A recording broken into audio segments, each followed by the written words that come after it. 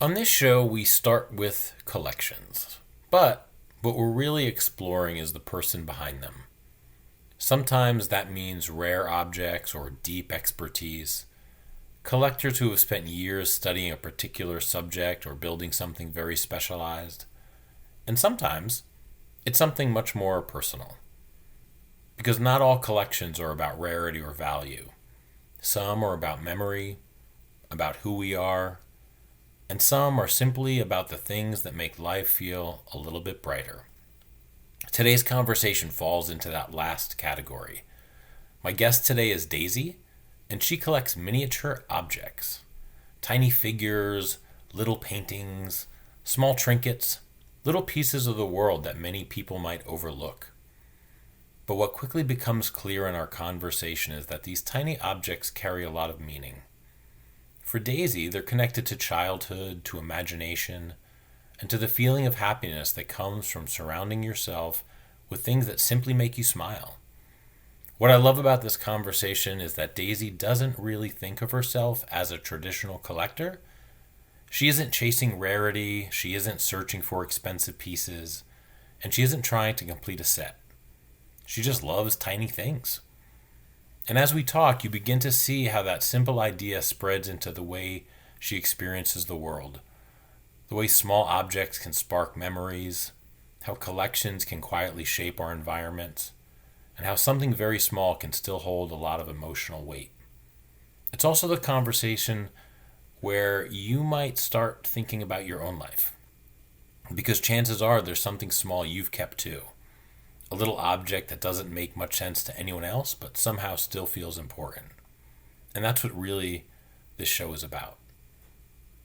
I'm Steven Skorsky, and this is Keeping Skor. Enjoy the conversation. There you go. Yeah, no, either way is completely fine. But yeah, I find talking to people on the phone feels a little bit more natural for me. Um, For as, sure, as, same. as a, I'm a phone chatter. are you? Yeah, I Fantastic. have like an hour commute to work, so every single day I'm calling at least like 10 different people to see who's gonna pick up. That's awesome. I do a very similar thing on my drive from New Jersey to North Carolina. Um, and it's so wonderful when somebody awesome picks up and you get like, just a fantastic phone call and time just flies by. It's really good. For sure. Yeah. So, yeah, this is actually really fun because we, of course, have never met. And all I know is what Brandon has told me, which is almost zero. So, but to me, this is so fun being a phone person and just enjoying meeting people. Basically, Brandon has said, "Yeah, Daisy's really cool. You'll really enjoy talking to her." So, cool by association is pretty much the way I live my life, right? Brandon is cool. He's one of my Yes. good friends. He says you're awesome. So, Same. I'm Him and I actually met. I was working at an art gallery in Indiana, and he had his MFA exhibition. So we met him and his wife in Bloomington, Indiana, and somehow we all ended up in Massachusetts, and now we kept the friendship going, and they're like some of my best friends here. So I appreciate him more than oh. you even know. Oh, that's awesome. I mean yeah, he's great. He's really fantastic. So actually, I'm so happy. I mean, just everything you just said is new, right? New information for me. So I do, of course, want to talk about your tiny things. But I'd love to just kind of get to know you a little bit first. So maybe just to kick things off a little bit, what does your normal day look like? Like what's a day in the life of Daisy? So for my full-time job, I am a display artist. So I I currently work full-time for a retail company called Anthropology, and I do all of their window displays. So it's hard to pinpoint what a usual day looks like for me because there really is no usual day. Like I'm working right now, I am working on a a huge like wind chime installation, I would call it. And basically, the past 2 days, I've spent hand sanding wooden dowels and painting them and adding little ball and chains to them. And that's what I'm doing this week. But last week, I was making an oversized umbrella made from plywood and wooden dowels and some silkscreen fabric. And it's shaped like a giant daffodil. So that's probably one of the coolest things I've made recently, actually. So, yeah, there's no usual day for me. I get up at 5 o'clock in the morning, commute an hour to work. I'm there at 6, leave at 3 every day, and then I come home and this is my little piece of paradise. My husband and I, we live on a lake in Essex, Mass, and I've got two big dogs that I have to take care of every day, and yeah, the weekdays are pretty mundane, not gonna lie, but the weekends I'm usually working in my studio that I have here at my house.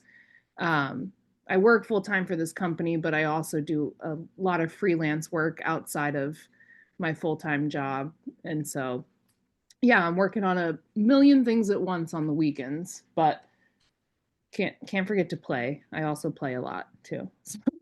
That's amazing. That's okay. So so all of a sudden, like this conversation takes a total left turn. Because I'm so interested in what you just said. What is your background? How did you get? So I don't know if you know, I'm an architect and Oh wow. I teach design at a university, and I love everything that has to do with objects and design and making and construction. So you're like feeding me catnip right now when you're telling me what you're doing. How did you get into that? So in school, I studied fashion design, like the construction and production, sustainable fashion to be specific. And after I graduated, I got a job at a contemporary art gallery. And there I was doing a ton of like installation work. And so, long story short, my husband got a job in Massachusetts. The first job that I applied for was this display artist job at Anthropology. I got it, and we moved here. And I guess also on the same note, my background, my dad is a carpenter, so I've always been super into woodworking and that aspect of design. And then the technical part of design, which I learned in design school, which is like the fabrication of it all and bringing like just an somebody's idea from concept to ideation to fabrication. That's what I really enjoy doing. Hmm. And is that what you're doing in your freelance work as well, or is that sort of a, a different avenue? Yeah, so my freelance work, it's not just window displays. I do a lot of one-off installations. Like I was just in Rhode Island doing a large scale drapery installation for a wedding. And um, I also just did a local bakery. They commissioned me to do their holiday windows. So I made like life size gingerbread houses out of cardboard with some cool like icing made out of fuzzy ribbon and that sort of thing. So I guess the main premise is I love working with my hands, and like that's pretty much the only thing that brings me satisfaction in life is building things, making things. So do you have a website or something where people can see your work, or how do you get that out there if it's sort of beyond just the anthropology displays? A lot of it is word of mouth. I take Okay. clients just through like people recommending me. I had a website and I went to go look at it. It's a sore subject, honestly, because I Oh worked no. really hard on this and I went to go update it actually this week to share it with a client. And then lo and behold, it's just like completely crashed. There's no more information on it. Huh. Um, so yeah, I'm trying to figure that out with tech support at the moment, but yeah, I don't have a Okay. website in this moment, but usually I do, but not today. Okay. Okay. Well, if you get that up and running, or if you want to share that with me, I would share it with others. Because actually, I mean, so one of the things is I teach down in North Carolina, and we're very close to High Point, which is where they have twice a year they have something called Furniture Market. Oh, And nice. it's this big global event where literally people from all over the planet come in twice a year for somewhere between a week to 10 days. And the whole, I mean, I say the whole town, a lot of the town is just dedicated to furniture manufacturing and sort of everything that goes along with that.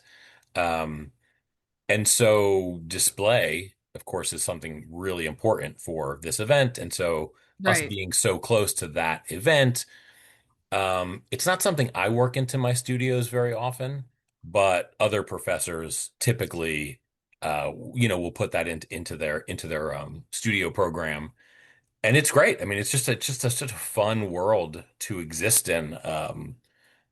So yeah, I mean, I just think it's amazing. At least for myself, I have memories as a little kid going into New York and looking at the Macy's windows and the Oh yeah.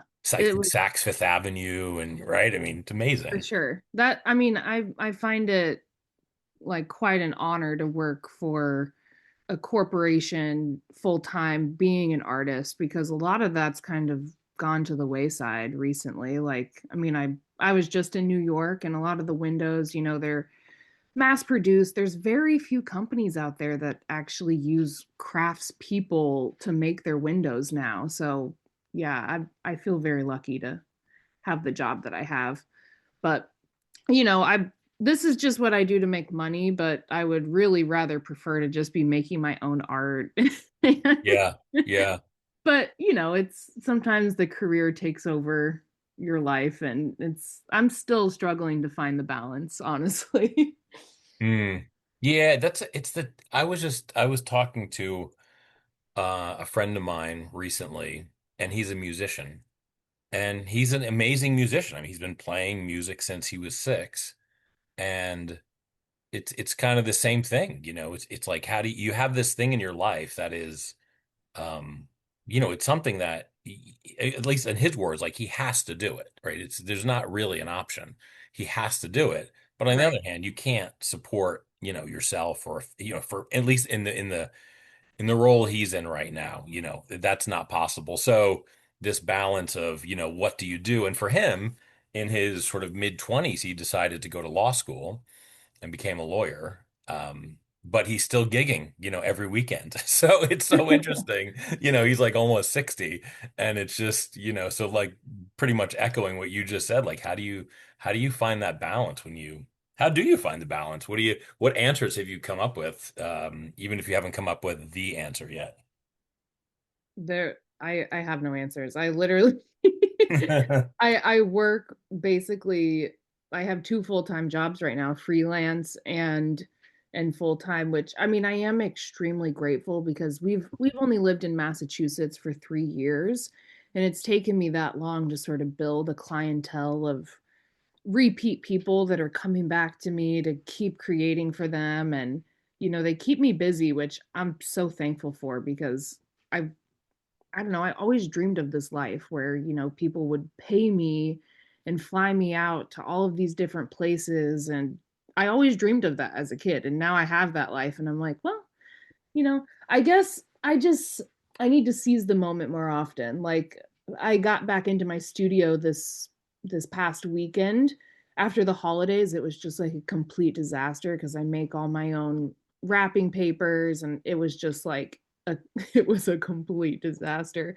And I went in there and I like deep cleaned and once my space was like fully refreshed and felt like a blank page, I was able to pick up a project that I had put down for about a year, um, and finally start working on some of my own stuff again. But yeah, that's one thing that has been a struggle for me is finding the work life balance, but not only work life but work life and art balance, you know.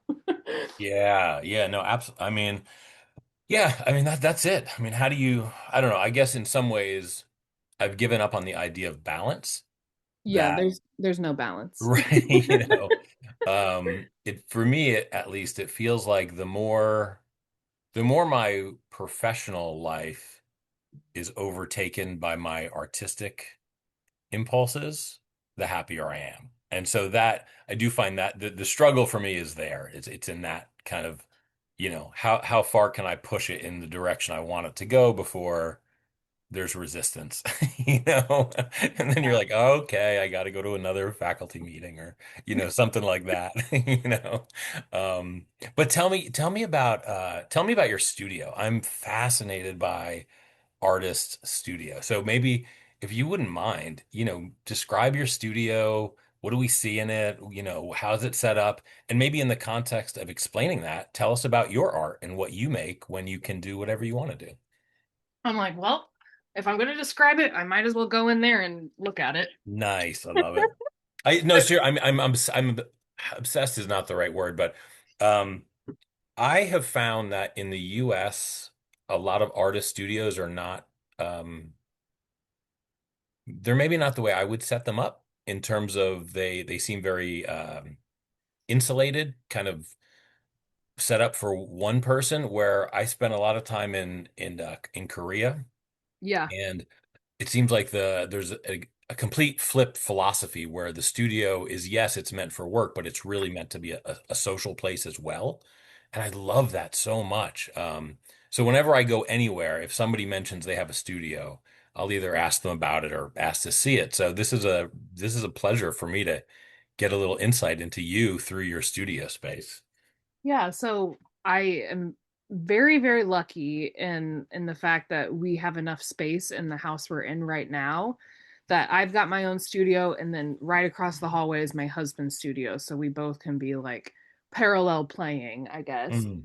But my artistic practice involves textiles and basically I've got an entire wall full of handmade quilts and linens and all sorts of like fabrics that I've purchased over time just because I liked the way they felt or the way they looked or like I mean that's one collection that Brandon mentioned my tiny things collection because he stays in my guest bedroom and that's where I keep all of my tiny things but I rarely let people into my studio. It's kind of like my sacred space. Like I'm very secretive about my projects. One, because I fear perception, and two, I I never feel like they're complete.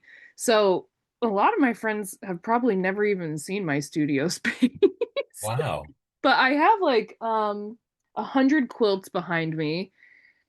I've collected quilts. I collect cutter quilts specifically because um there's something so sad about like a handmade item that took probably like most likely a woman hundreds of hours to make and it just sits in a hope chest never to see the light of day again. So I originally started making like quilt jackets and unique wearable art pieces out of these quilts that had like holes and stains and things on them that a lot of people probably would have discarded.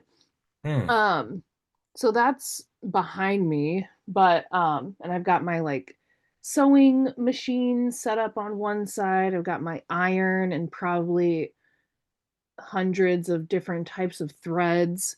And on one wall is it's probably like a 12 by 6 painting that I acquired through working at the art gallery. I hosted my own contemporary art show. Like I got to curate the entire thing. And one of the artists gave a piece of art and the show was up for a month and she ended up moving away. And I was like, hey, you like, how are we going to get this massive piece of art back to you? And she was like, oh, I'll just get it from you the next time I'm in Bloomington. And I was like, well, I'm actually moving to Massachusetts in a month. So what are we going to do about this? And I ended up just buying it from her. And it's a really cool scene of like the shadows in a forest, Hmm. like yellows and blues and greens. It's really cool, but It's the backdrop of my entire studio right now. That's fantastic. I mean, is this do you get to spend time there and drink coffee or tea and think about things, or is this a place that you know, it's just all straight up work. You get in there and you just start producing. Oh no, there's a lot of daydreaming that happens in here. Yeah, tell and it's so funny because like boy, talk about going into areas that I didn't expect but I'm super excited about. Cutter quilts. I don't know what the word cutter means. Um, Oh, it just means there you can cut them because usually you wouldn't want to cut a quilt, especially if it's beautiful. And in fact, I used to cut up beautiful quilts and then a bunch of people came for me. Like literally came. I almost got canceled because they were like, how could you do that? Like you're literally evil. But that was the vibe that I got from the internet, at least. So I ended up like following a rule of like, okay, I won't cut up this quilt if, or I can cut up this quilt if it has stains and I feel like it would be discarded by anybody else but me, you know? So I just Yeah. cut around the holes and stains and try to work with what I got. I think the whole like premise that I try to follow is turning the ordinary into extraordinary. Like that's the like motto that I try to follow because you see quilts all the time at houses just laying on a couch. Oftentimes they're just like a sort of discarded object, yet still like a statement piece in a home. But I'm like, well, what if you can actually wear the comfort and nostalgia of a quilt on your body? That's kind of why I started making quilt clothes. But I haven't made a quilt coat in a second. That's just I've got a lot of materials to make a lot of coats, but I haven't got to it yet. Um, that's fantastic. I would love again, when you do get the website up and running, I would love to see some of those. I mean, you can if you have Instagram, my business name is Rebloomed Design, and you can see a little bit of everything I do on there. I used to specialize specifically in fashion design, but as I've like changed and grown and my practice is changing, I've veered a little bit away from fashion design and just more towards like installation sort of I more like installation art. hmm Yeah, no, that makes sense. So, rebloomed, like ReBloomed. Yep. Cool. So that's your Instagram handle. Yeah, rebloomed design. Oh, rebloomed design. So a couple of D's there, right next to each other. Yep. Awesome. Um, so before we switch gears a little bit, you talked about the people who made those quilts that are now sort of sitting in chests and they're slowly disintegrating. Tell me more about what you think about those people. I mean, I think a lot of our everyday objects, especially the handmade objects are made by women. And I always was fascinated by like the sort of most of the time invisible work that women do on a day-to-day basis. So that's why I was like really, really interested in quilts. Also, my grandma was a quilter. I was passed down all of the quilts that she made. She made me and all of my siblings quilts. I still have all of them. And not only like the work that women do can be sort of shown through this one object, but some quilts, and I have a collection of a few of them, actually show historical like things that have happened. I have a quilt right now that has over 300 signatures on it, Hmm. and it's just, I don't know, you touch it and you just feel like this sense of history and importance and nostalgia, and yet someone was giving it away for $10. It's like that sort of lost history that would be forgotten, and yet I feel some sort of like, I don't know, some sort of calling to keep this little piece of history like relevant. You know what I mean? Yeah. Oh my God, absolutely. I mean, absolutely. I mean, I really I like your phrase turning the ordinary into the extraordinary. Um, but I will say like what you're describing right now, I think even goes beyond that. Right? I mean, keeping something alive that somebody spent so much energy and effort and emotion. Maybe not always but maybe sometimes it was robotic in the way that they did it. But I Yeah. suspect a lot of times, especially if it's a quilt that has all these signatures on it, that there was emotional investment, and the fact that you're taking that and giving it a new life, and then not only giving it a new life, but then being able to explain to other people what it is and why it's important. And, I mean, I suspect people would be really or are really inspired when they see these things and they hear these stories. That's amazing. Yeah, I think they're pretty cool. I actually I looked up and I saw a quilt that has a bunch of signatures on it. Just to name a few of the nicknames. This quilt is from a summer camp, and it has all of the nicknames of the people who were in the summer camp. Just to name a few. Let's see. Blackbird, bootlegger, big brother, little mama, bulldog, cricket, moondog, bellboy. What are some other? And are these all like 12-year-olds? Like, like what are we talking here? What age are these campers? I wish I knew more. So this is a quilt that you found. It's not no relation to you, other than that you found it, and Yep. it's from a camp. Yeah. No, it's super cool. I just love the nicknames. Oh, Stump, yeah. Stump Jumper. Dump jumper. I bet that dude was awesome. I want a cool nickname. Nicknames are fantastic. Well, because there's a sense of belonging when you get a good nickname. Right. It's like a rite Like, of passage. yeah, like Stump Jumper. I think that's that I'm whoever girl or guy, whoever got that nickname, probably that night went to bed feeling a little better about themselves. For sure. That is very, very cool. Um, okay, so uh you would say you have a quilt collection. Is that fair? Yes, for Okay. sure. Definitely have a quilt collection. Okay. So the reason I ask you that is we maybe I mentioned this earlier, but for those who are listening, you and I have had like zero contact, right? Except for a few brief text exchanges. And in one of those brief exchanges, you made the comment, I love tiny things and they make me happy, right? So it's this Yes. really simple phrase. And I was like, oh, that's so interesting. But it did make me think that maybe you might not see yourself as a collector in the traditional sense.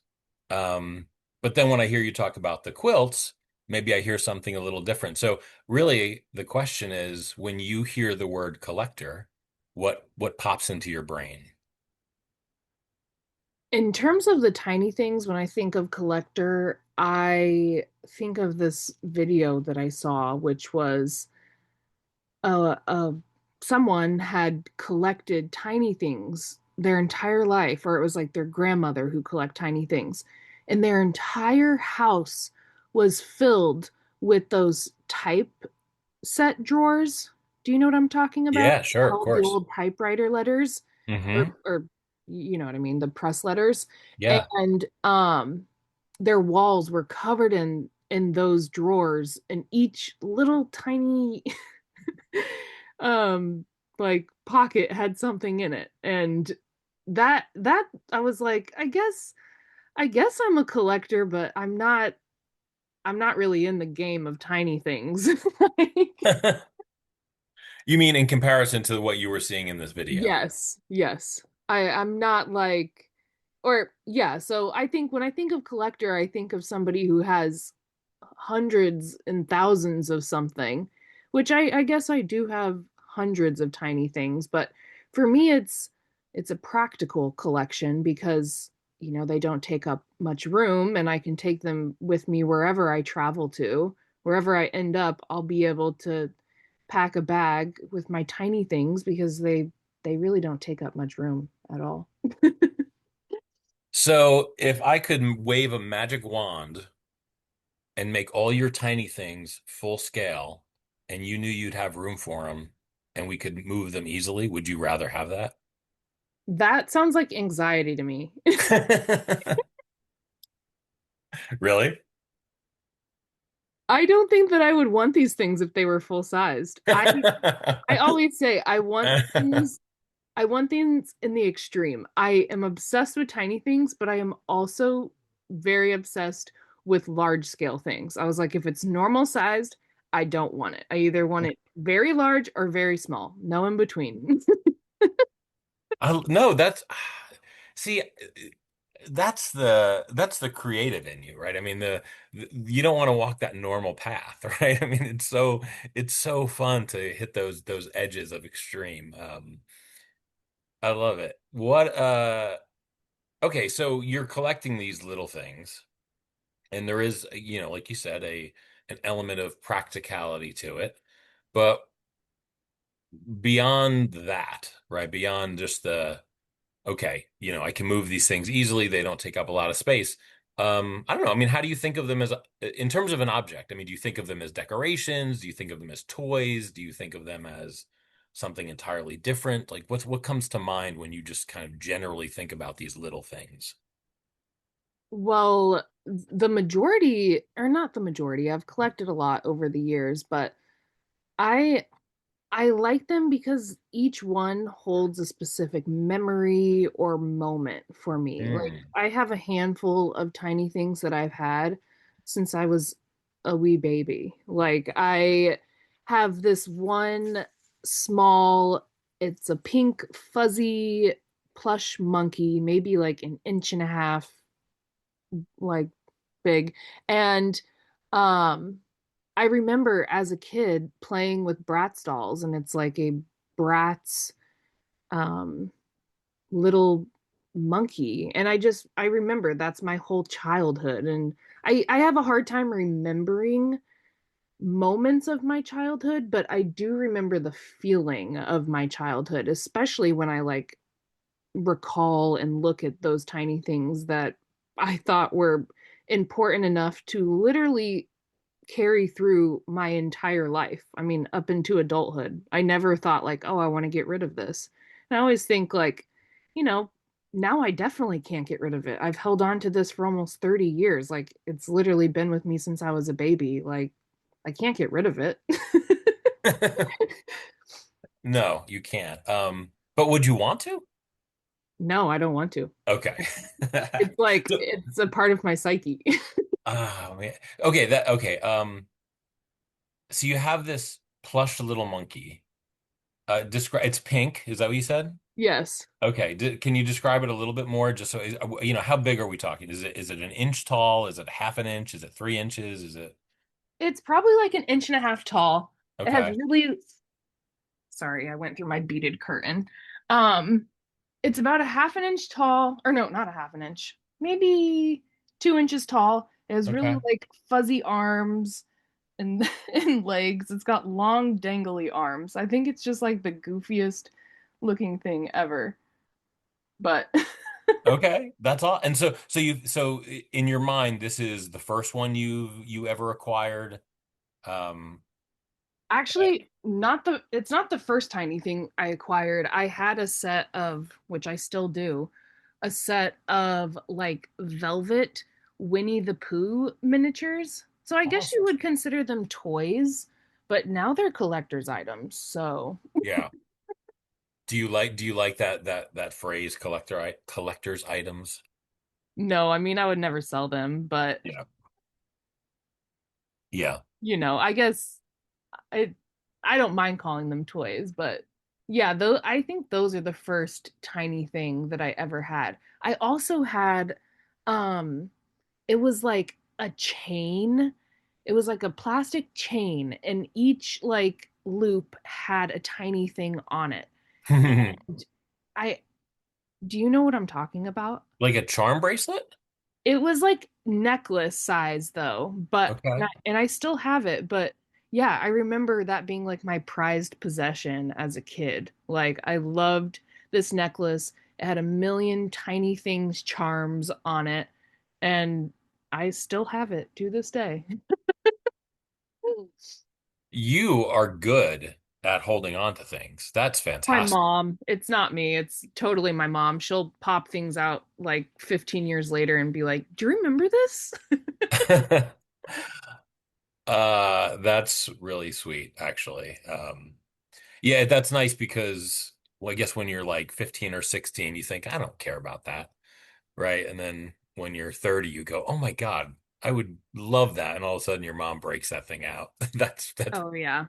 That's pretty fantastic. So when you were younger and you were getting these things, did you, even as a little kid, did you know you were sort of drawn to these things in different ways from your other toys, or did they at the time they just sort of blended in with all the other full-size stuff?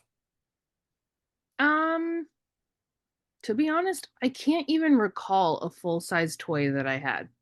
I guess Really? like a full-size like baby doll, but I loved, yeah, even when I was a little girl, I had um a shelf with all of my tiny things on them.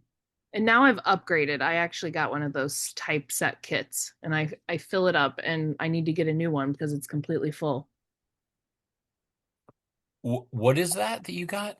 A Uh, what? oh, the typeset drawer. Sorry, I said Oh, kit. got it, got it, got it. Okay. So now okay, this brings me into, I mean, I do want to hear more about the emotional connection, but how do you have these displayed? Maybe that'll help me kind of anchor these things in my head. You said Brandon comes over, he and his wife, they stay in your guest room and they are surrounded by your miniatures. And how are they surrounded by them? Are they on the walls? Are they in the cabinets? What's going Yeah, on? they're on the wall. So I've taken one of those drawers and I've just nailed it to the wall. And I Okay. have I I organize them by collection. So like, do you know what micro machines are? Yeah, sure. So I have the ultra miniature micro machines that I've had since, again, childhood. To Hmm. preface, my mom owned a daycare, so I had a lot of toys like to choose from, and for some reason, I was always drawn to the tiny ones. I even said like if we she closed down her daycare 2 years ago, and I was like begging her like please please please do not forget to send me the micro machine. Ah, that's sweet. And you got them all. uh no, I had to divvy them up with my older sister who also Really? There wanted. was a family fight for the micro machines. In fact, I'm scared for this podcast to come out, and I might even keep it from my sister because um they're like yeah, she was getting really upset about the micro machine. Oh my God. I don't know why. See, oh, They're just like memories in my childhood. I remember playing with them. My mom, she did this thing where um she worked really, really hard. And at the end of the day, she'd be like, "Okay, kids, do you want to use my back as a racetrack?" oh, So that's me and my brilliant. siblings would, yeah, play race cars on her back just so she could get a little lay down time and a back massage at the same time. Oh, that's gold. That is absolutely gold. Uh, okay, so you and your sister, was there anyone else fighting for these micro machines, or was this the primary battle? Uh, yeah, I'm the last of total of six kids. Wow. So there were always battles. And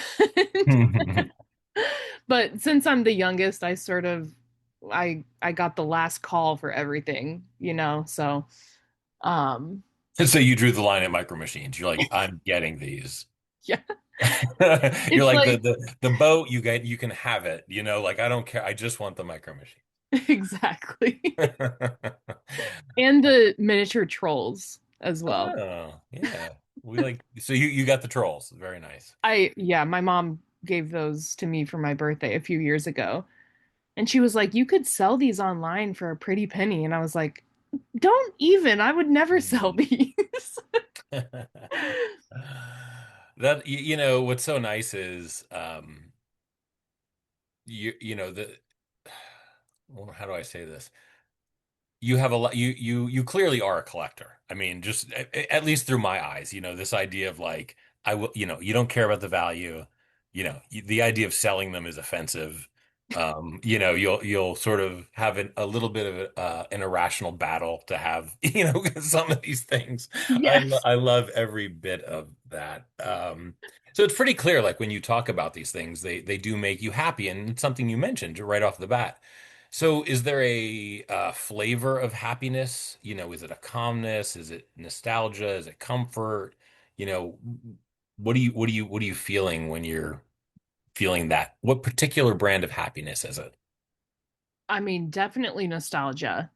I mean, obviously, there's just so many memories from my childhood that each one sort of brings to light. Not even from my childhood, but even into my adulthood. Like, my husband knows how much I love tiny things, and he's gifted me like a miniature book of, it was like a leather bound, tiny, tiny book, maybe like an inch tall, of photos from us, like from our past Oh together. my God, that's so So, sweet. I have, it's not all about my childhood, and it is even present day. Like he gifted me a tiny, it's maybe a half inch. It's like a little tiny gold knife that's actually really sharp. Like, definitely not a child's toy. Um And, anytime we're going to a new place, like anytime we visit somewhere, I never really go for the traditional souvenir. I'm always searching for something small that I can just bring back and put it in my pocket and take home with me to remember that like specific place. But Hmm. um yeah, so the specific brand of happiness, I guess, would be nostalgia, but also just it makes me feel loved, which makes me happy, you know? Like, Yeah, no, I mean, God, absolutely. I mean, there's no better feeling than that. And if it comes in a something you can put in your pocket, even better, right? exactly. I actually, I'm not a fan of gifts at all, or Really? like unless they're tiny things. Like, because just objects that take up unnecessary space, especially like non-useful objects, I'm overwhelmed by things every day, so I try to keep my regular sized objects very practical and simple. And you know I mean, I'm an artist and creative, so everything is kind of quirky, but you know but with the tiny things, it's like, okay, I don't feel bad for having this little turtle figurine. Like, what's the harm? What's the harm? Famous last words right It there. doesn't take, and also I think of things a lot like analytically. So each square foot of my house is worth a certain amount of money. And I don't know if I could sacrifice, you know, $400 worth of square footage space on something that's not practical. You know? For a full-size turtle. Right. Yes. Right. Uh, so as you're describing this, you know, in help give me a little window into your brain. Is there a mini world in your head and a full size, you know, when you think about your existence and your physical space that you occupy, are these two things really separate or you know, a genuine like subset of one or the other exists in one or the other? That's very meta. No, I mean, uh, I'm not sure actually. I'm not sure how to answer that question. I think that currently they're just objects on a shelf in my wall. I don't necessarily think of them having their own like little world, I would say. But they do exist in my world and they bring me little glimmers of happiness every time I walk by. Or sometimes I'll just take a moment to stand in front of the shelf and I'll pick something up and I'll just like feel it and think about it and where I got it, or you know, I don't know. So it's like Weird. is that a touchstone? Is that what we would call, is that Yes, a okay. touchstone for sure. Wow. And each one, not maybe not each one, but many of them have that ability to take you back to a place or bring up a memory.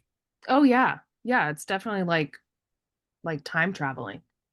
Can you is there one that you might share? You've mentioned a couple, and maybe those are the ones that but can you tell us about another one, or is there one maybe you haven't talked about that does it more than the others? Um, I guess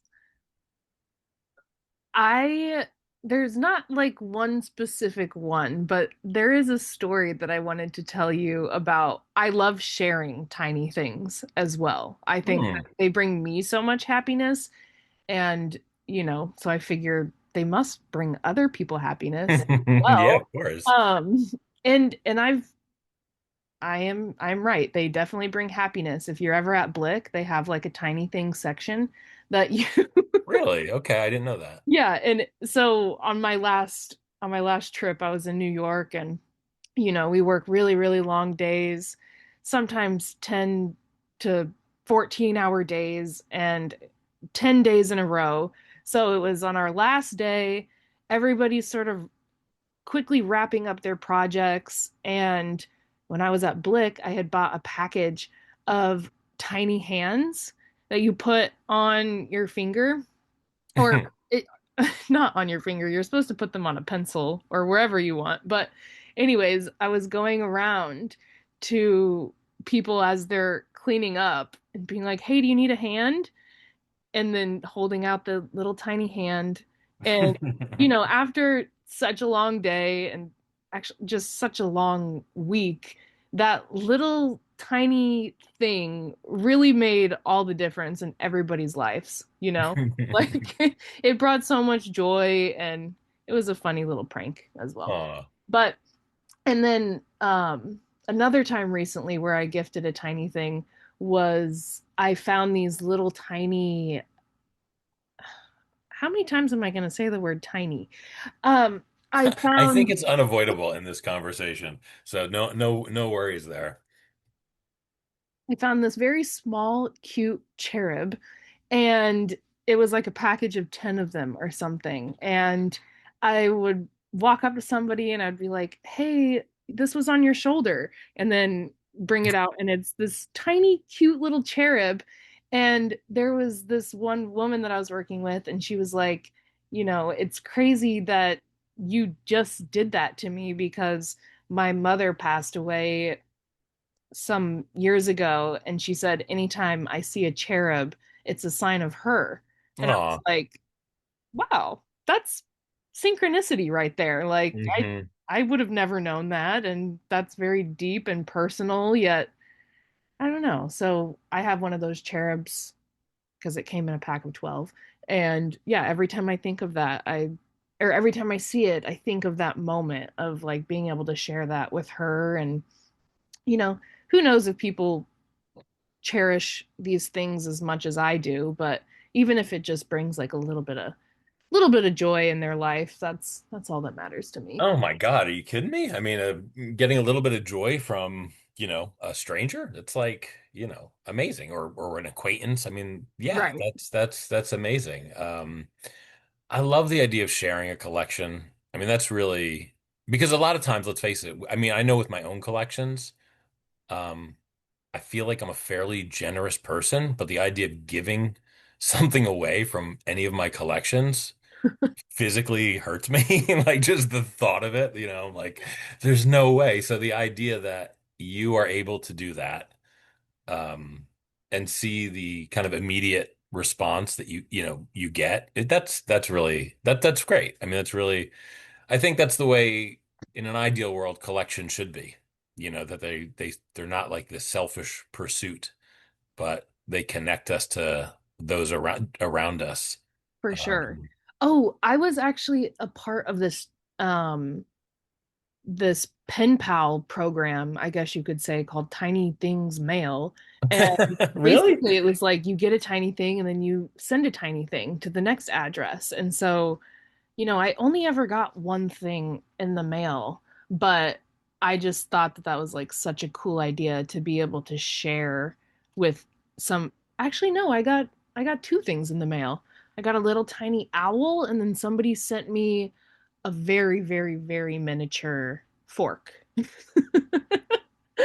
And yeah, just to be able to share tiny things. And I know that there's a huge community of people that are just as um, enthralled with tiny things as I am.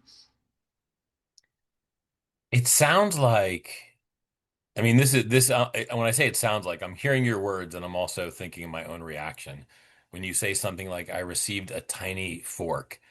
What I like about this is it's so layered with, like, there's a layer of humor there. There's a layer of just receiving a gift, which of course always feels good. There's a layer of surprise because of the way it came to you. Um, then there's just the fact that you like tiny things. There's a lot of layers of enjoyment in this, it seems. Oh, definitely. Mm. Um, so you've mentioned a few times, you kind of reference back to when you were younger and you kind of had these things from the start. Um, is there, do you think when you get these things, you kind of are reminded of what it's like to be a kid or when you were, you know what I mean? Like, is there an element of that? Because I think most of us have lost that. Have you found a little secret to reconnect yourself with the sort of wonders of childhood on a more regular basis than the rest of us? I I would say so. Yes, actually. I find it um I feel like we're all craving that sense of childhood, like freedom and play, and as you grow older, it's like there's so much less play happening around you. I mean, Hmm. like at work, everybody's so focused on really real life, like deep and hard things constantly. And if you can just have like 1 second uh of a break from being stuck in this real adult world, you know, I guess that's what tiny things do for me. They give me a break from the harshness of reality. Hmm. That's amazing, really. I mean, what a gift. Um, you know, I think most people would feel really fortunate if they had something in their life, especially now. I know that some of these things can be really expensive, but then other ones can be really, really cheap. Is there any does that play into it at all for you? Do you care? Does it matter? Are there things that you would like to have that you feel like that would be wasteful, or Hmm. because of the cost, or it's just not even something that comes up in your calculus? You know, that that is a good question. I couldn't even tell you an amount of money that I've spent on tiny things. Usually they're tiny, so they're not that expensive. There's, but I guess you're right. Some of them are expensive, and I don't know if I would pay, you know, more than a couple dollars for a really cool tiny thing. Maybe I would, depending on the thing. I'm at max capacity right now, so I've sort of cut myself off from buying tiny things. But Really? I mean, How can that be? They're so small. I know.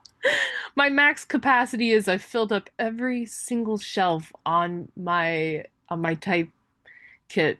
I I really hope that's what they're called. Is it called a type kit drawer?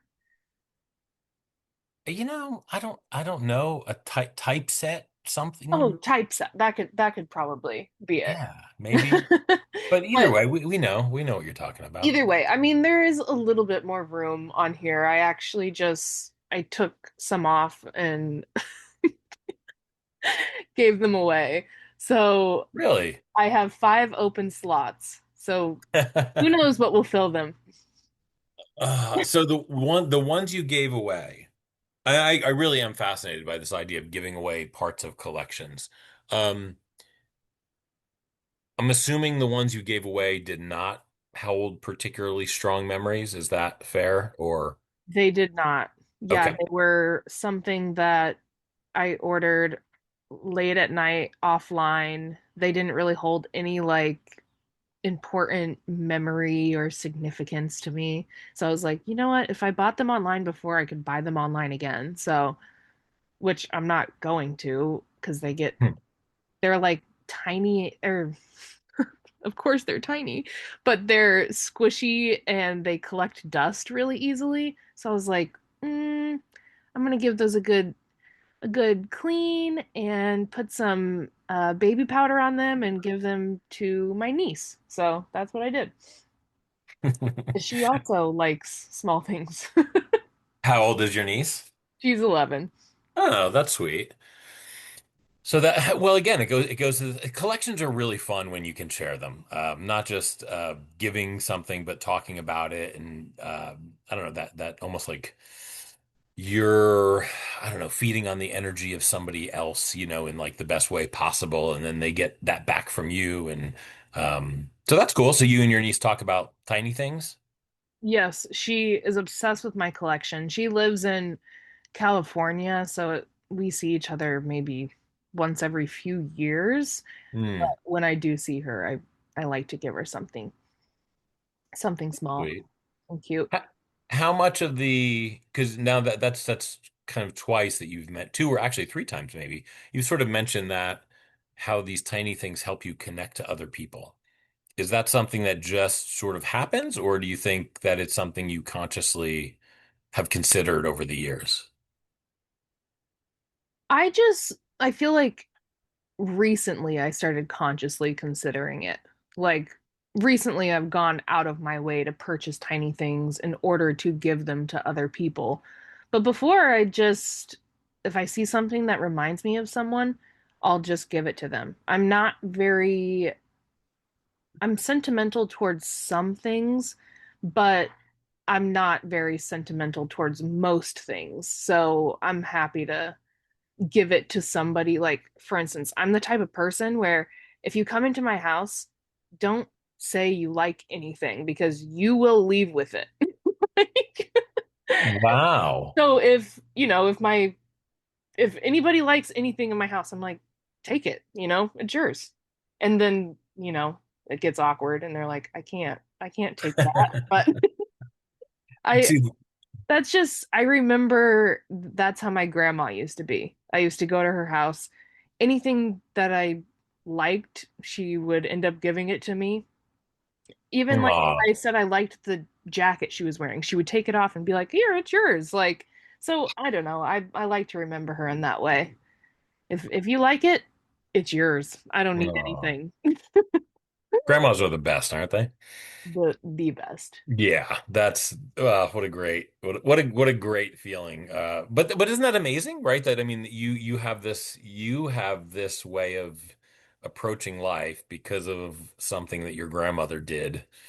Um, and that connection, I suspect, just feels. I mean, anytime you can connect with somebody who's important in your life like that, that's again just amazing.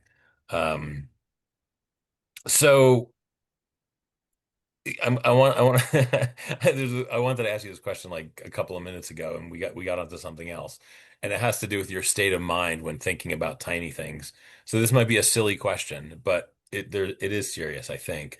Um, if you saw, so you're an artist, a designer, you've been in galleries.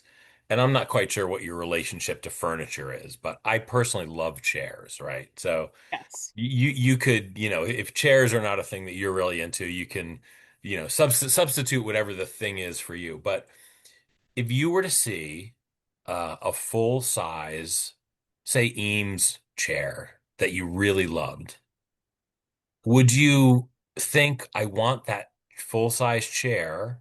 Or would you say I no, I don't, I want the mini version? Or is the mini version you know what I'm saying? Like Oh, definitely. which one do you want? And Oh is it my really gosh. that kind of an equivalent? My One of my favorite things, like I said, I don't like regular sized objects. I like really, really large or really, really small. And one of my favorite things that I've seen recently, or not even recently, like um, in design school, I had a bunch of friends who were in the architecture department, Hmm. and they got to make prototypes and like 3D printed prototypes, prototypes of chairs and Hmm. whatever it Yeah. is they were making. I Hmm. am obsessed.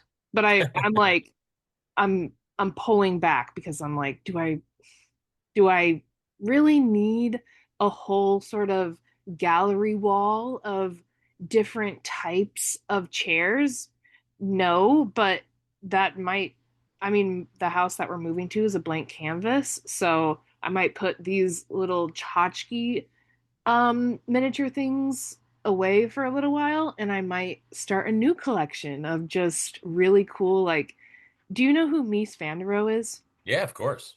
Um, I love his chairs, and I also Hmm. love like conversation chairs. It's not something that I would personally have in my own house, but just having a replicated small version of that, yeah, you bet. I would love that. Um, okay, that's fascinating.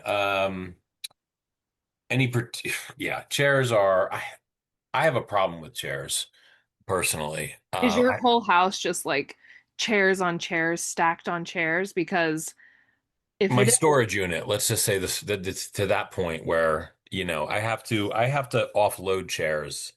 So my sister's office has three chairs in it because I don't have space for them. Um, it's like an art installation of chairs. I would no, love to see that. yeah. No, it really is because, you go to these antique places or you're at an auction and you see one that you've wanted forever. And it's a good, and it's the right place, right time because those chairs are expensive. Yes.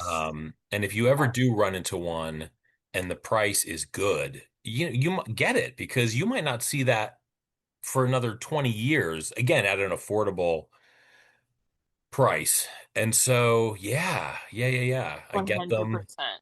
I Um, I have I also love chairs. We can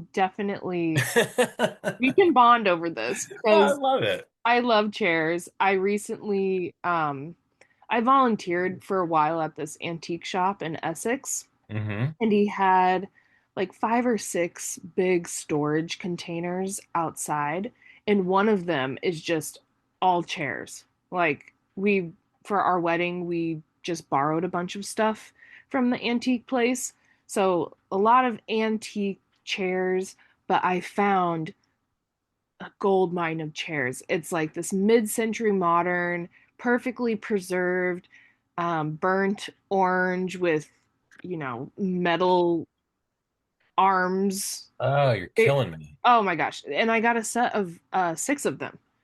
Really? And yeah, for like $200 or something. Ah. Um, but it's fine. You have enough chairs, so you can have these ones. But and then I guess yeah, those are pretty much the only chairs I have, but I do have an artist that also showed at the Contemporary Art Gallery named Corey Looker. I don't know if they're making furniture or not anymore, but they made this amazing chair. It's actually called the vagina chair because it's like sort of shaped like that, but it's covered in black velvet and the legs are like glass legs. It's very cool, Wow. like definitely a statement piece. not even the comfiest to sit in, but like beautiful to look at. And she texted me one day and she was like, "Hey, do you want this black velvet that's on this chair? I'm about to throw it away." And I was like, "Don't you dare." I'm coming over and I'm grabbing that chair right now. So I, yeah, I got one of the coolest pieces in my house because Wait, you got the chair or the fabric? the chair. What? I got the chair. Yeah. Oh my God, that's amazing. And it's traveled all of the United States with me, even though it's not a comfortable chair. Well, that's okay. Chairs don't need to be comfortable. I mean, some of them do. They don't all need to be comfortable. Some of them you can just look at. That's okay. So you said you started off and it just sort of flew by me. You are moving, getting a new place pretty soon, is that right? Yeah, so I mean, you might not want to put this part in the podcast because it is sad. It's a sad story. But basically we live on a lake right now. It's been a slice of heaven, literally. I mean, it could could not be better circumstances in terms of, we've lived our best lives here. Um and we really, really don't want to leave. We've fallen in love with our landlord. He's this brilliant, just really quirky, unique guy. And he really took a chance on us. We found the listing on Craigslist. It was written as a poem. Aw. It said virtual houseboat.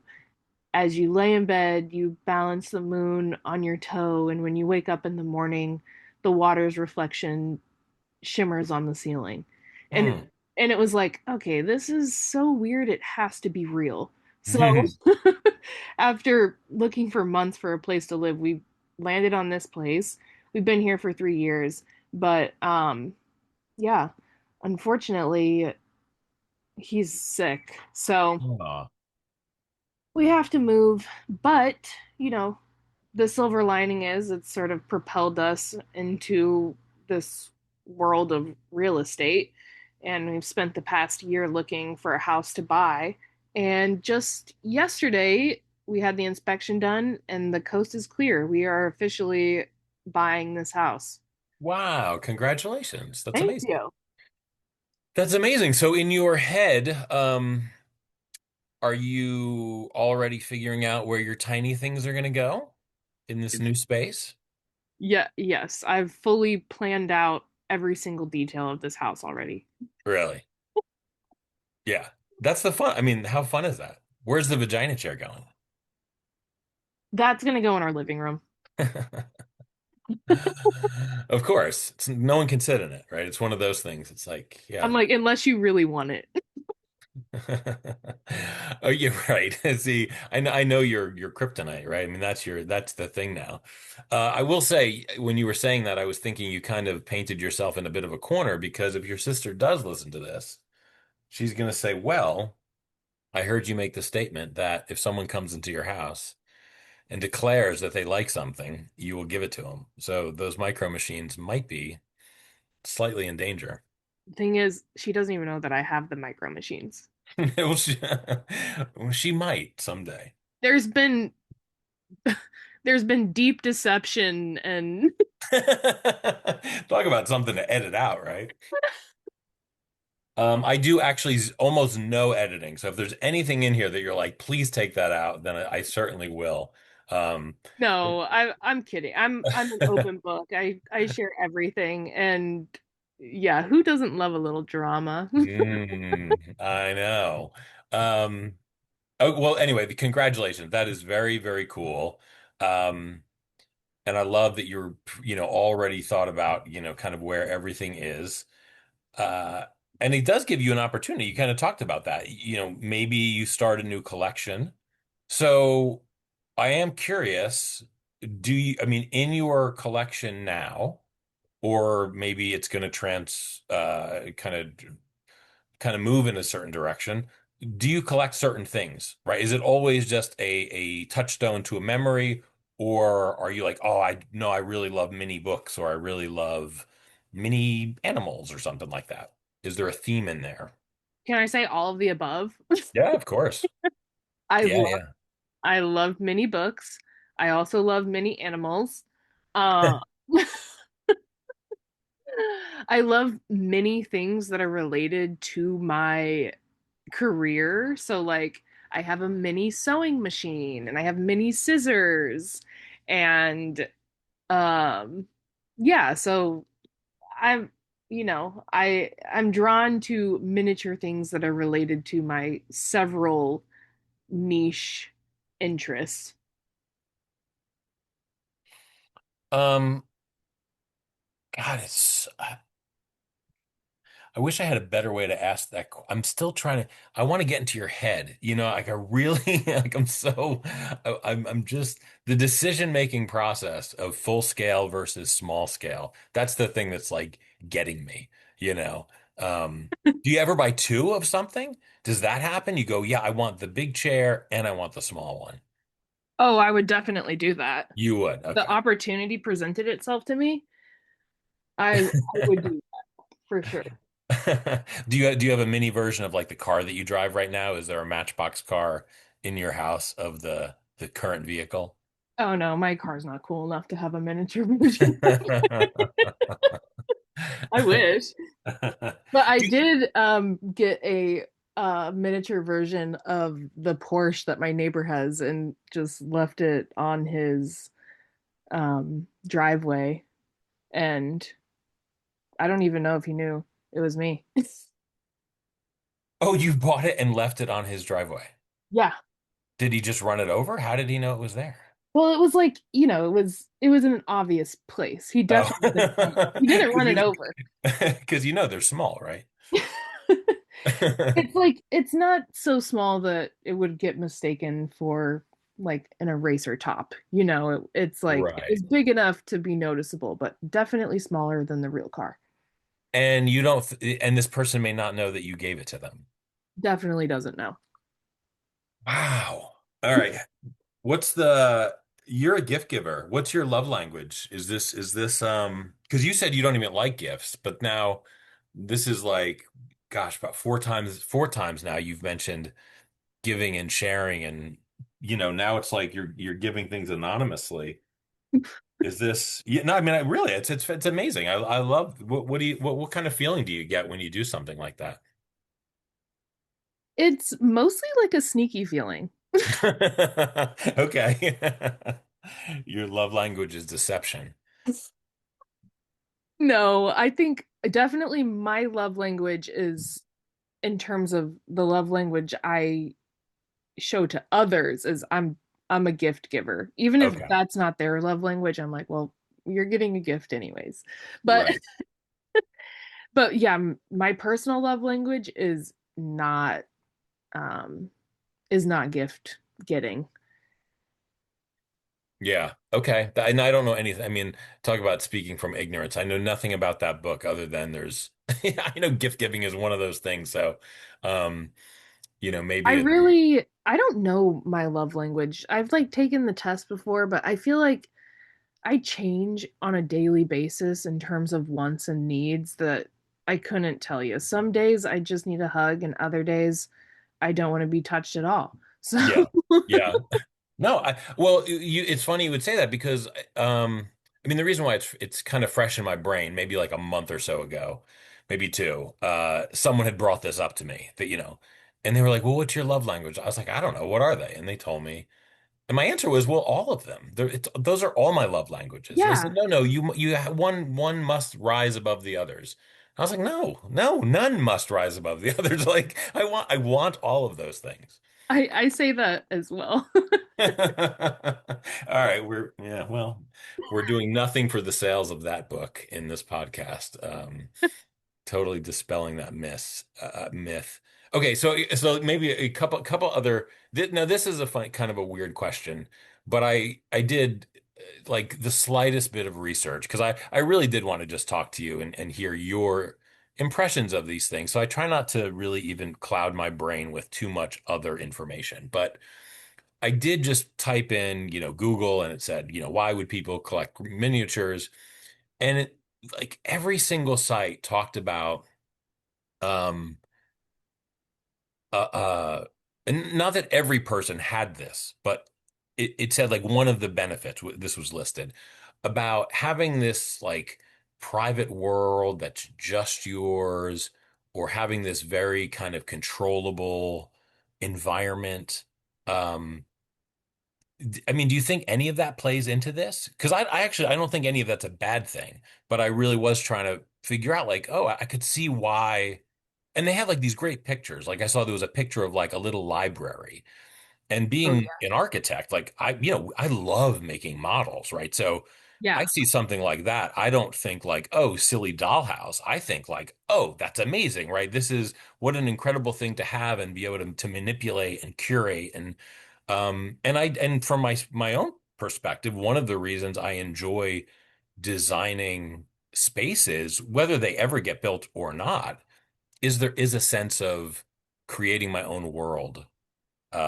And so I wonder, does that play into this collection for you, or is that not something that really factors in?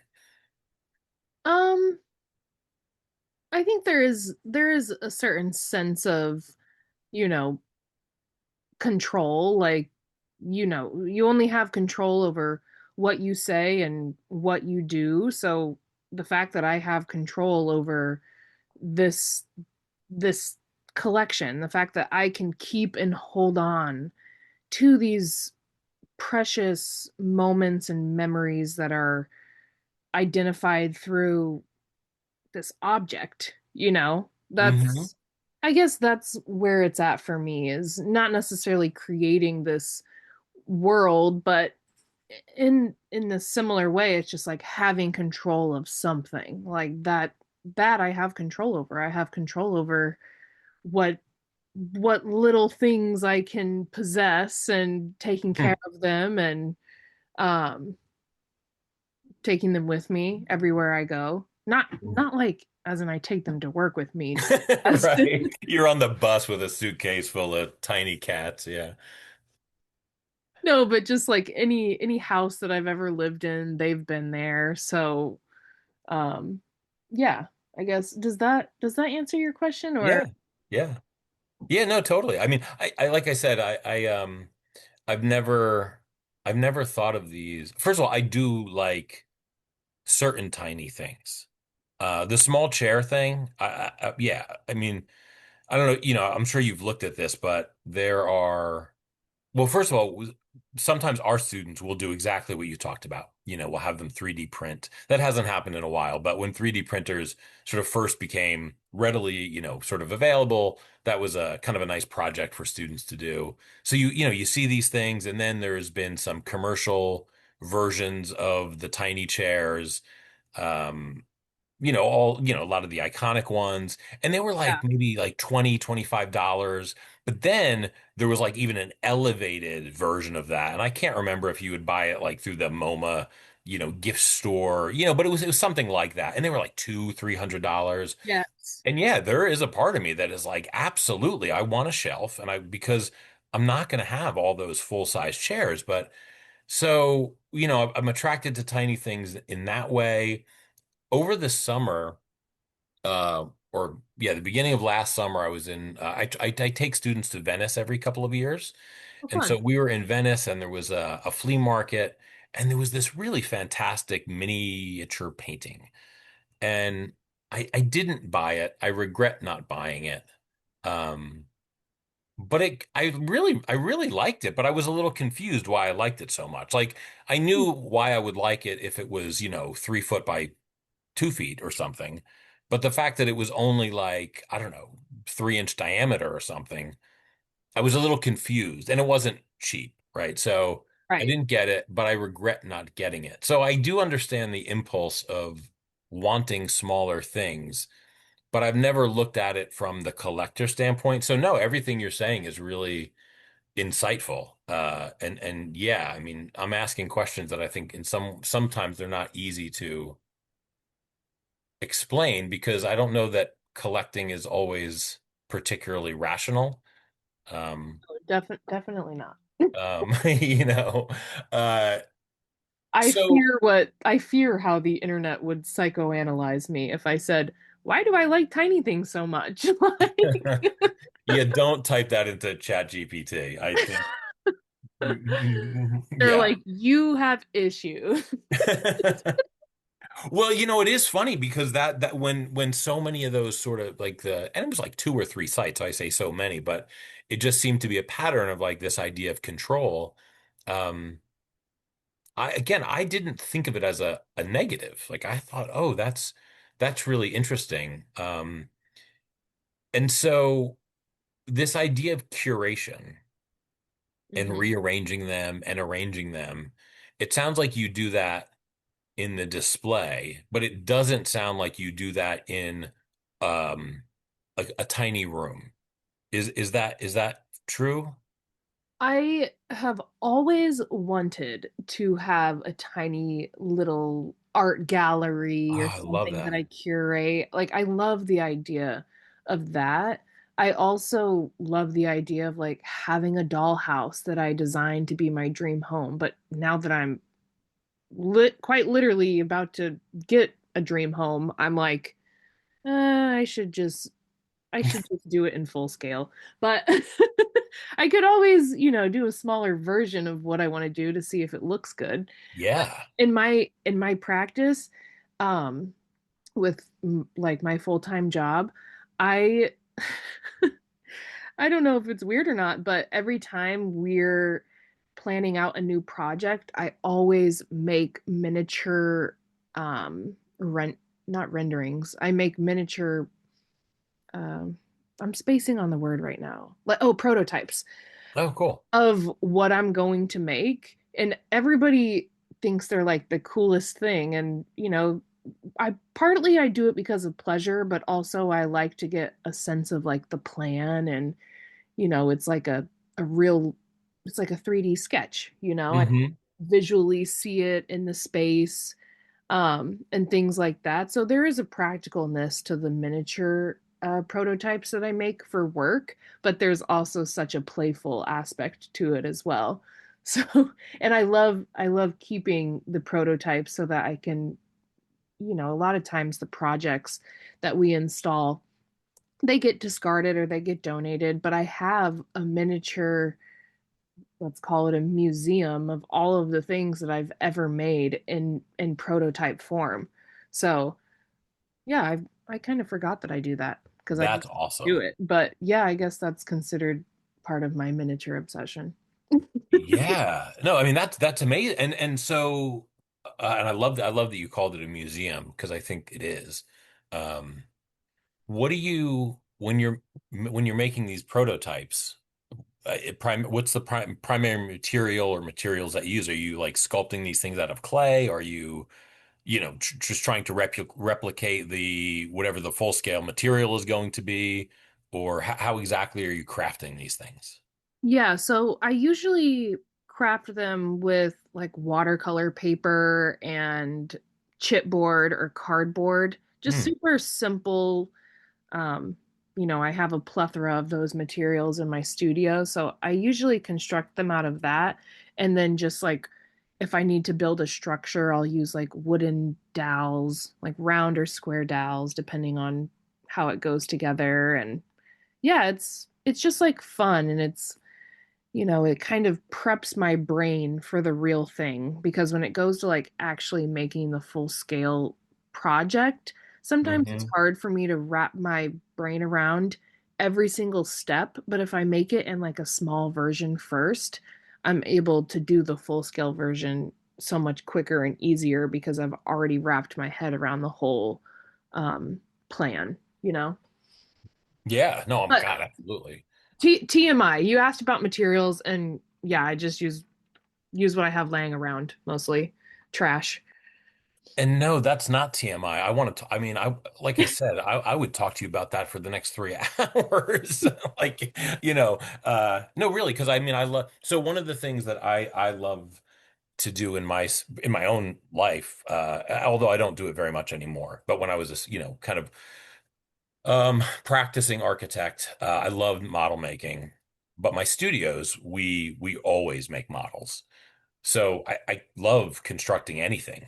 So now for myself, I get into the wood shop on occasion, and I'll do some like sculptural pieces on occasion, that sort of thing. So no, I love the idea of putting things together, um, doing whatever 20 iterations of something first to figure out exactly where you want to go. So no, to hear that that's part of your process, and then the idea that you can keep that and incorporate that into this other, that it's now a subsection of this bigger collection. I think that's amazing. It feels like that's where it feels like you're able to find some really nice balance between what you love to Yes, do and what you're getting paid to do. for sure. And I always joke about how I'm gonna open up a mini anthropology display museum. Like in our break room or something, like just have the lockers be a museum of all of the displays that I've done. I think that's a brilliant idea, actually. Thanks. That's yeah, talk to the VP of marketing or whatever and see if you can't do a joint venture with Lego, right? And Oh do like a yes. Lego kit and then I mean, come on, right? I think we're I would love I'm going to Philadelphia in April to uh-huh. do prototyping for our fall displays. So I'll pitch an idea. I would be so down to do a miniature installation, get featured on Instagram. I mean, what little kid wouldn't love that? You know what I mean? Seriously, like, I mean, I don't know. I mean, I haven't been in a toy aisle, since I was a kid, probably, but so I don't quite know what they're selling. But the idea that you would sell sort of this storefront, with like three or four different display windows, and then you had just this kind of crate full of little things to put in there, I think it'll be amazing. The one thing that I have not been able to relate to that you've said is that you haven't been in a toy aisle since you were a kid. The rest of Well, the store is so boring. um, yeah, isn't that funny? I don't know. I guess I like yeah, I don't know. I guess I've graduated towards the real thing. Adult toys. Yeah, but I don't mean adult toys like, oh, now I'm into cars. Like I'm still into playing baseball. You know what I mean? Like I live my Yeah. life like a 12-year-old. Like I like baseball and collecting, well, baseball cards and records and all the things that like if you were 12 and you had money, you would go out and buy for yourself. That's pretty much where I've landed at this point. Um, Yes, a kid with adult money.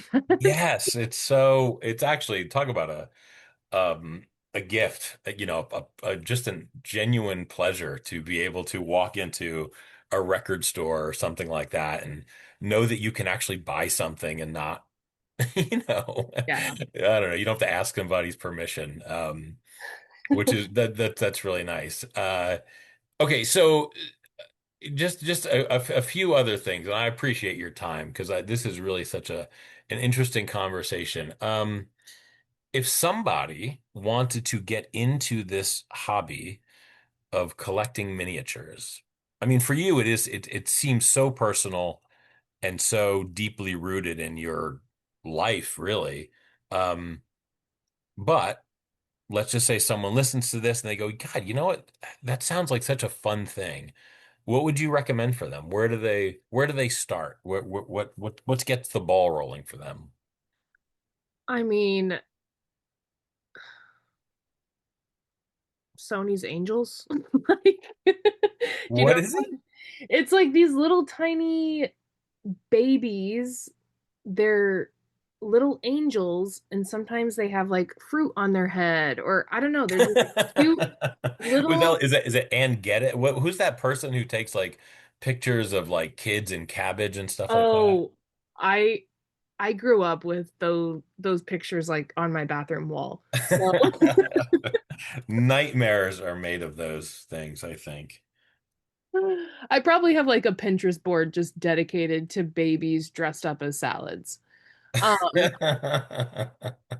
You love it. You're into it. I'm a fan. Oh, I But love that's great. it is kind of weird. Um, but I have a bunch of friends who, yeah, they're not into little things the way that I am, but they do collect small things, and a lot of them are like mass produced little things. Like there's Sony's Angels, there's a bunch of brands of like mystery boxes that people open, Oh, yeah. and you never know what you're going to get. That's kind of part of the surprise. I'm not necessarily like drawn towards um those products just because it's like consumerism to me. It's which I mean that is my collection of tiny things, I suppose, but my collection isn't rooted in consumerism, I'd like to believe.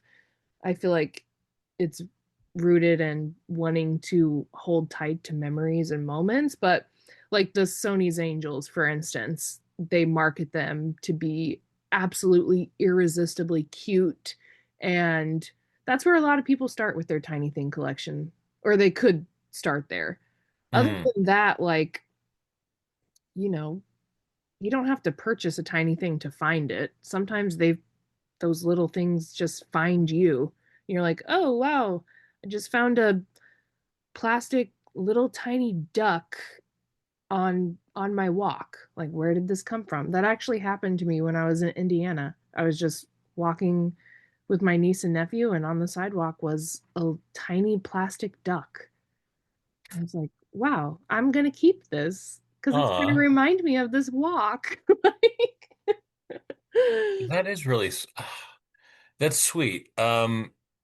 What a better way of remembering a moment than like taking a picture and posting it on Facebook, you know? right. Really, I mean, don't get me wrong. I mean, pictures are wonderful and I do like them. I appreciate them, but it is, they get lost in your phone. Uh, and they just, I don't know, whatever. They don't reappear very often. Where this little duck, if you have it out, I don't know, just probably there's something about an object. Like I think one of the reasons I like talking to people about their collections, not I think, I know. Really for me it's about people's relationships to objects. That's at the root of my interest in all of this is yeah, the collector mentality and kind of what the thing is, but I think really, really at the foundation, it's how people relate to objects and what they value and what they get out of that, like how that's not a one-way street. So it's really fascinating to hear your relationship with these tiny things. Um, yeah, I love that.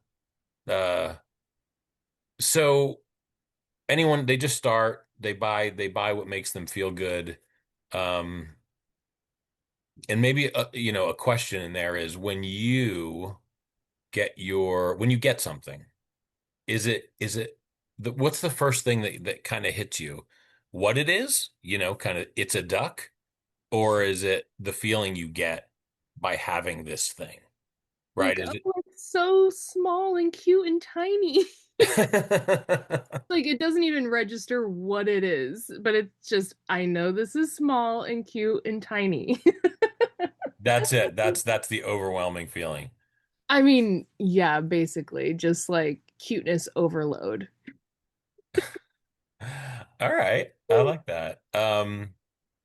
So Oh, wait 1 second. You had yes. mentioned earlier that you wanted to buy a little painting, and I'm not offering a painting for you. I have a little painting that I got when um we were we went to Australia together, and that's where my husband proposed to me, and we were walking around this park, and there was a gift shop in there, and there was a person painting tiny tiny canvases, Hmm. and they painted a tiny canvas of two figures walking through the park, and we ended up buying it. And yeah, Aw. it wasn't that's probably my most expensive tiny thing, but it's like probably one of my most precious things. It's just such the fact that it's handmade, hand painted, and small, like it doesn't get better than that. No. That's checking all your boxes right there. That's no that but that's amazing. I mean, really, that's life goes by way too fast. And so when you have these things that compress time or take you back to a moment. Yeah, I mean, again, I don't know. It's very hard to or impossible to put a a value on something like that. Like that's just, falls into that category of magic, I think. Um, For sure. so, all right, we'll wrap it up because again, I don't want to take up your entire evening. But it's been really fascinating. So, just a couple of last questions. Okay.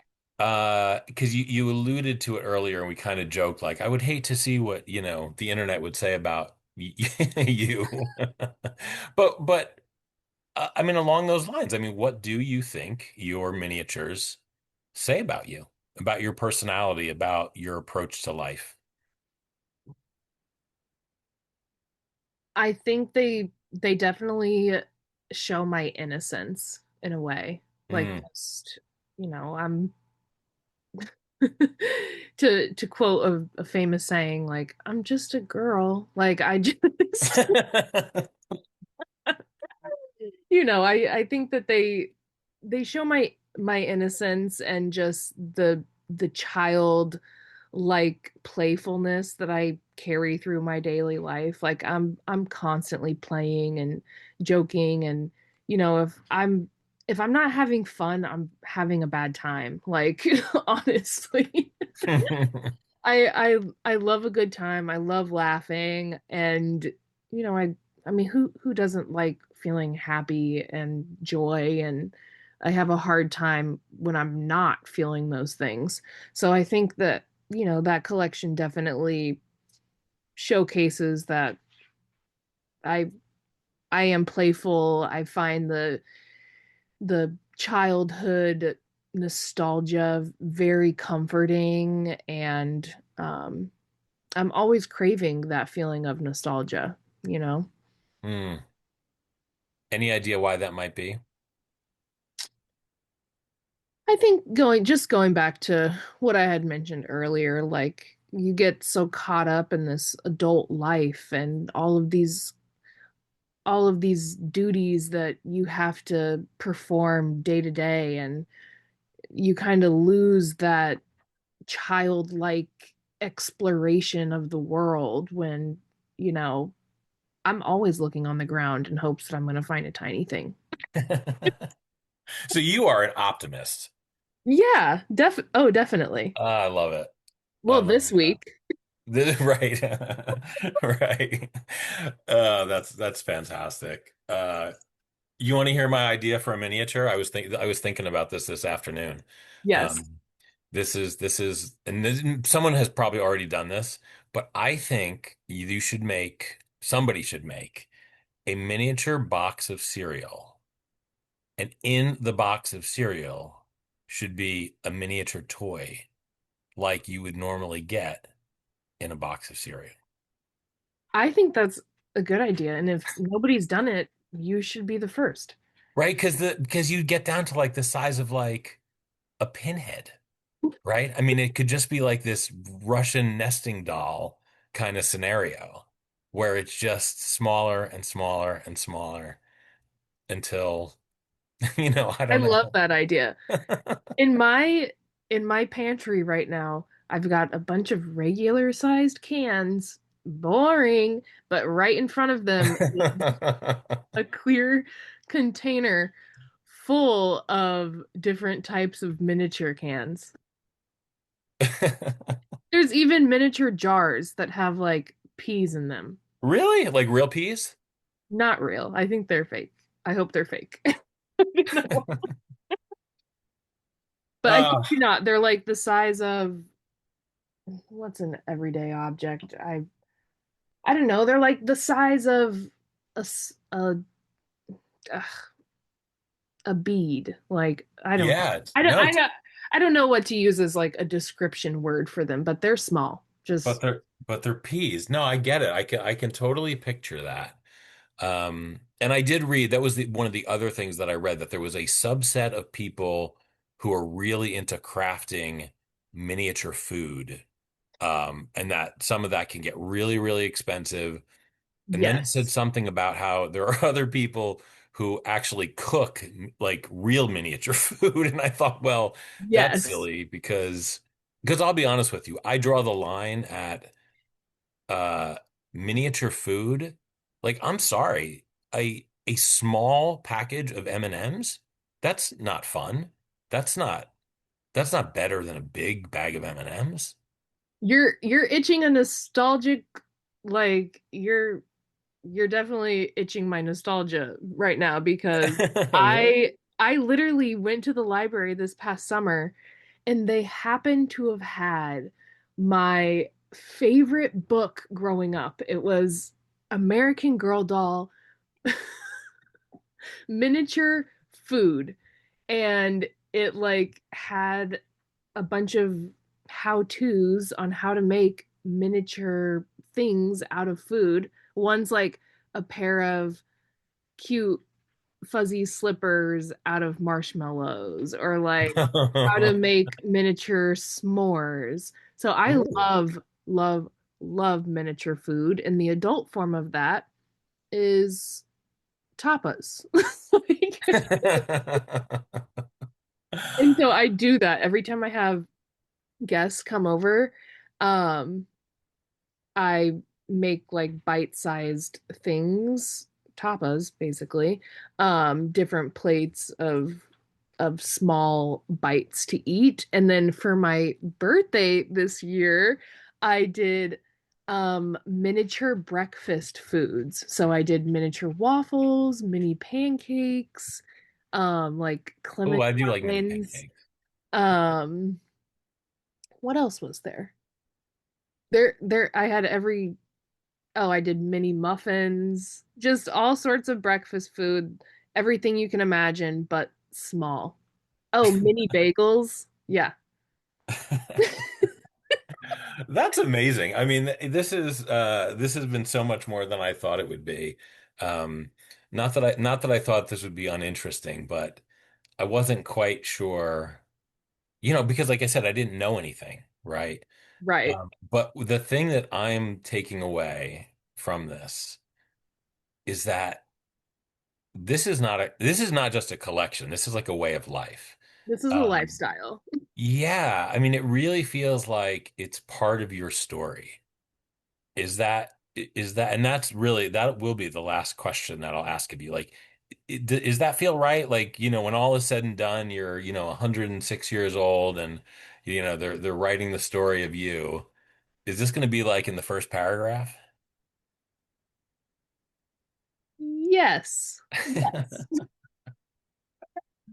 I also wasn't quite sure how this conversation would go because, I've never really gotten very introspective about my collection of tiny things. I just texted you and I said, I'm sure there's more interesting people out there. Not really, but I mean, I know I'm interesting, but I didn't think that having little things was all that interesting. But after talking to you about it and getting a bit more introspective about it, I think, there is a lot of meaning behind what I do, despite not always like focusing on the meaning. Yeah.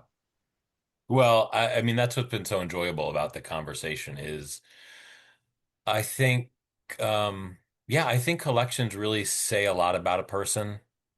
Uh, and not just like in one way, and I would say not in the obvious way. If somebody looked at my collections, and they say, "Oh, you collect baseball bats." Well, you must like baseball. Like, yeah, okay, that's true. That's the sort of the simple one-liner. But if you dig not too far down, you get into much, much more interesting, um, I guess, elements of who I am. And so I find that with everybody, once they start talking about a collection and, something that's meaningful to them and something they love, you just get to know, you get to know them in a way that is so different than if you approach kind of the standard way of like, oh, hi, how are you? What do you do? Like, what's your job? That kind of thing. It's Yeah. often that doesn't go too far. Where when someone talks about this thing that they really, they spend energy and resources on accumulating these things. I love it. I think it's great. I mean, and I think it's so interesting the way that your professional life, in terms of like the making, wraps into your collection and your art practice. I mean, that I know earlier you talked about finding balance, but it does sound like you're pretty close, or you're certainly well on your way. I mean, I don't know. It sounds like you found a pretty nice little line of existence. I'm within reach, but I'm gonna have to keep practicing. And my one miniature regret Oh my God, this will be the last question. How did I not ask that? Yes, your one was miniature regret, please. was one time there was a miniature baseball bat, and for whatever reason I picked it up and then I set it down and I was like, I'll pick that back up later if I'm still thinking about it. And then by the time I had gotten in the car and had left and been on my way home, I was like, oh my gosh, I forgot the miniature baseball bat. So it's crazy. Do you actually collect baseball bats? I do. I do. Yeah, Yeah. I love them. So I there love, might be a yeah. miniature baseball bat out there waiting for you. Uh, how miniature was it? I'm just curious. Was it kind of like the, kind of 18-inch kind of size, or like the pen size, or even smaller? Wasn't pen size. It looked like it was maybe used for like a table game or something, but it was Mm. wooden, which I really liked. And yeah, I don't know why I didn't get it. Because I'm not particularly interested in baseball, I suppose. Well, if I ever come across a miniature baseball bat, I'm gonna buy it and I'm gonna text you or text Brandon, and I will I will put that in a little envelope with a little stamp and send it up your way, and hopefully Amazing. you can find a little room for Yes. Thank you. Thank you. I it. really appreciate that. Yeah. Well, Daisy, this has been awesome. I really have enjoyed this conversation. Thanks. Me too. Well, I'm happy to hear that. So I suspect you probably have some dinner to eat and husbands to say hello to, and you said dogs to take care of. Is that right? Yeah, I got two big dogs, but they've been with me this whole time. Don't worry. Not many dogs. You draw the line at, yeah. Oh, I don't draw the line at mini dogs. I love mini dogs. I had a lot of chihuahuas growing up, but my husband isn't a fan of the mini dogs, so that's one compromise we'll have to make later in life. Little teacup, poodle or something like that. Uh, Oh. yeah, one can dream, but Yeah. Yeah. Awesome. Well, again, thank you so much. I hope that you have a fantastic night. And yeah, I will be in touch because you did give me a little teaser about Ben, your husband, having an amazing collection of 35 millimeter slides. Is that correct? yes, and photographs, and is he's he has so much more educational information to share than I ever could. I'm like, it's cute and small, and he has like very, very, very interesting things to say. So I think you'd Hmm. enjoy talking to him about his collection. And if you think that I have passion for tiny things, just wait till you hear him talk about 35 millimeter slides. That's awesome. That's really fantastic. Well, I would love to do that. I will most certainly. I go back to North Carolina this weekend. So maybe, I'll get in touch, within a week or so, and maybe Ben can find a little bit of time sometime. Because I would absolutely love to hear that. And the thing is, like, there's something really wonderful about hearing the technical aspects of a collection and why that happens, or how it happens. But the emotional part of it is just, fantastic. Yeah. So many of like, we didn't talk about anything technical today, but I think all of the things that you were talking about and how they, let's face it, I think the common denominator is it touches you in a way that other things don't. And I suspect a lot of people will really relate to that. And if they don't right now, you've said a lot of things it'll make someone go, yeah, maybe let me try that. And I think is so interesting because my guess is someone will listen to this eventually, at least I hope, and say, yeah, let me try this. And then their life becomes better because they start to experience some of the things that you've talked about. And I think that's pretty wonderful for you to communicate that. Well, I hope that happens. And if I'm the only one that listens to it, that's all right. I'll be cringing at my own voice the entire time. No, my God, you sound great. This is fantastic. Really, really great. Well, again, thank you so much. I hope that you have a fantastic night. And yeah, I will definitely be in touch. Sounds great. I can't wait to Awesome. hear it and share it with everybody I know. Awesome. Well, thanks again, Daisy. I hope you have a great night. You too. Thank I'm gonna send you pictures, by the way, of Oh, the things we please. talked I've about. got it. I would actually, you know what? That would be awesome. I would love to see some images of these things. That would be great. Amazing. All right, I'll talk to you Cool. soon. All right. Thanks, Daisy. Stay in Bye-bye. touch. Bye.